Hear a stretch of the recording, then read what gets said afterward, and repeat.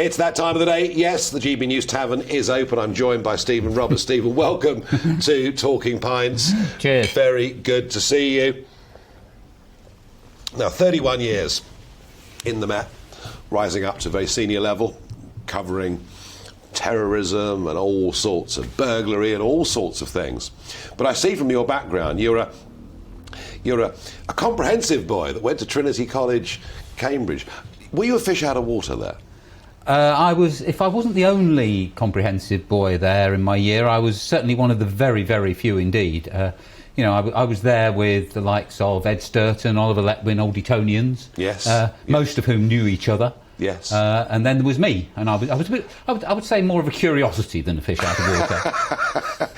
And you mention all those names, and we talk about Oxford and Cambridge and Eton, and you realise the extent to which the great institutions of state of this country are still run by people from a very, very narrow background, aren't they? Yes, that is still the case. I think it's changing, just as the sort of people going to Cambridge now is changing quite dramatically. Yep. My son went to Cambridge, graduated a few years ago now, but then almost half of the entrants were from an ordinary comprehensive background. So things will change, but of course it will take decades for things to change, because the people who graduated with him are now working their way up through their various trades and professions. Yeah. So was it a lifelong ambition to be a cop? No, not at all. I didn't know what I wanted to do. I started off thinking that I wanted to be a scientist, and realised after a year of studying natural sciences at Cambridge that I was never going to be in the top drawer. Chap's got to know his limitations. And law seemed like a good thing to change too, because at that time I was thinking of going to patent agency and mixing the two areas. But at the same time, there were quite a number of police scholars at Cambridge, sent there people regarded as having a future but not having had a university education, so they were mature students. And talking to them, it sounded like quite good fun, and I didn't know what else I wanted to do really, so I thought, well, if I become a policeman for a couple of years, it'll give me a chance to decide what I really want to do as a proper job. And then 31 years later, and Queen's Police Medal and all the rest of it. Somehow or other, 30-odd years slipped by almost, Is policing... I mean, I just think back over the last year, the number of controversies, the Me Too controversies, the WhatsApp chat groups, the what happened on Clapham Common, the Cressida Dick situation. Policing is more controversial now than when you joined, isn't it? Oh yes, I'm sure it is. It's much more overtly political. There's always been a political element to policing, but in the past I think it was kept very much in the background. Chief police officers, yes, of course they talked to senior politicians, of course they talked to senior civil servants. Policing fundamentally is about mediating the interests of different groups of people, the rich against the poor, the right against the left, of always standing, if you like, on the fence in the middle and having stones thrown at you from both sides. Yeah. There's always that political element to it, but I think it's become much more overt, and I think part of that is that we now have a mayor who has a major influence over who the commissioner is and over the strategic direction of policing in London, who's of an opposite party to the Home Secretary, who also has an overriding interest in policing. So it's inevitable that it has become more so. It doesn't always help itself, does it? I mean, I'm just thinking about, being overtly political. When an organisation called Black Lives Matter hit the streets of London, I mean, I knew who they were from my time in America. We saw police officers taking the knee, almost being given a free pass to take the knee. That must have been... I mean, what did you think when you saw that? Surely that was an error. It saddened me, frankly. And I know some of the officers who actually thought that they ought to do that, and who were genuinely well motivated doing it. They thought it was an appropriate gesture. I'm afraid my view is rather old-fashioned, that once you put the uniform on, you're not supposed to do gestures, of either side. Yes. Whatever you think about the political stance of people in front of you, whatever you think about their class, their race, whatever, That's your problem, and it stays inside the uniform, and you treat everybody the same, and you do not do anything. Party political gestures would be even worse. Thankfully, we haven't seen that, although it's been a very narrow squeak, not getting drawn into the controversy around Partygate, around Beergate, around being seen as partial. And the responsibility now on Durham Police is astonishing, isn't it? I feel desperately sorry for Durham Police. With Sir Keir having said he will resign if fined, and his deputy having to go the same way, they are actually faced with a decision about whether or not they decapitate the Labour Party. And maybe the Prime Minister too, if one knocks onto the other. The Prime Minister too. Now, if they go one way, they will be seen as partial and outrageously right-wing. If they go the other way, they will be seen to have given into pressure from the local police and crime commissioner, who is on the Labour side of the political divide. Do police and crime commissioners work? Come on, you're retired. Police committees never did work. You're retired now, you can say what you think. Police committees were never as effective as they should have been. They were never as challenging. I can only speak about London. They were never as challenging as they should have been, I don't think. And I think if you asked the average man in the street about who was a member of their policing committee, they would have asked you what their policing committee was. Yeah.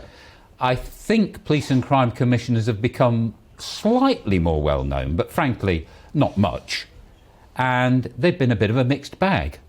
I was always very concerned about the idea of police and crime commissioners, simply because they have the say-so over the appointment of a chief constable, and if they express a view, it's a very brave chief constable who will go his own way. Yeah, they're elected on increasingly small turnouts, and Exactly. It's not really firing off, is it?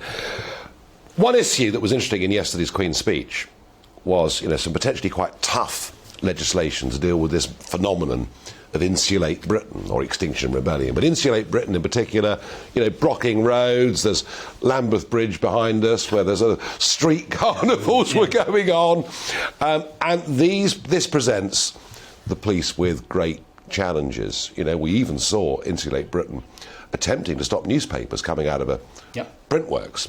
These people are pretty full on, and we see some shots here on the screen of people gluing themselves to roads and all the rest of it. And now this legislation, if and when it goes through, will mean that people will face 6 months, 12 months in prison for acting in this way.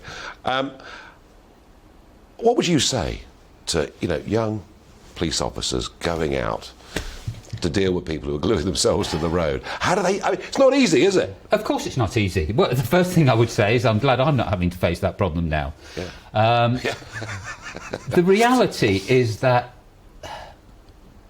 the power of the police service is about the way that the public sees it as, broadly speaking, legitimate. It's an old joke. I think it was Robin Williams who said, that the American police say stop or I shoot, or shoot and then say stop, whereas the English police will say stop or I'll say stop again. Yeah. But people by and large do stop because they regard the police as legitimate. People don't obey the law because they think they're going to get locked up. Is respect for the police still there? So respect is crucial. Legitimacy is crucial. Now, part of that legitimacy comes from us allowing people to express political views, however unpalatable we may find them, as long as they do it within the law. Now, if they're doing it within the law and, for example, sticking themselves to a road, it's really difficult to deal with. But that is part of the political processes of this country. So this legislation should help policing in a way by saying it's illegal to do that? In a way it will, but I think the danger is that it's seen as... Part of the legislation suggests that protest becomes illegal when it becomes almost inconvenient. Now, inconvenience, a very flexible term. Your inconvenience isn't going to be the same as mine. And I don't think supposing we were to have a very far-right Home Secretary, they might have an even more extreme view of what is inconvenient to Londoners or to anybody else. So you could end up with the police being almost forced into a position of not just policing political protest, but actually suppressing it. And once police start to suppress political protest, that's where the balance goes, and legitimacy will start to fade away.